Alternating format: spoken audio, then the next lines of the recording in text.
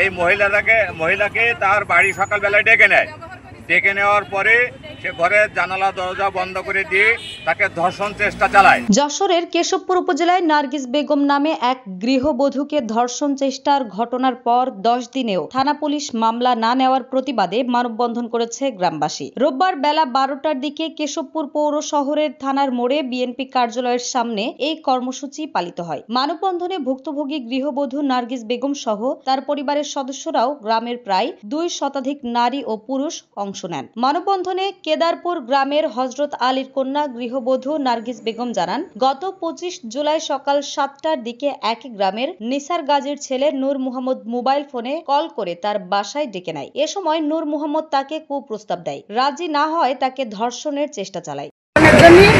আমি থানায় মামলা দিছি, ওগুলোও আমার বিচার নেই, কারোর সাথে কথা বলতে চিনি, আমার ঘরে আটকা রেখেছে, কথা বলতে চিনি, সাংবাদিকের সাথেও আমার কথা বলতে চিনি। আমি মেলা অসুস্থ হয়ে গেলাম, আমার চিকিৎসা করার সময় দিইনি। আমি সবার কাছে বিচার চাইছি, থানায় মোটরের কাছে বিচার চাইছি, উনি আমার বিচার নেয়নি। কেশবপুর থানার ওসি আনোয়ার হোসেন বলেন, অভিযোগে কুপ্রস্তাবের কথা লেখা থাকায় মামলা গ্রহণ করা হয়নি। বিষয়টি নতুন করে তদন্ত করা হবে। নিউজ ডেস্ক, দৈনিক রানার।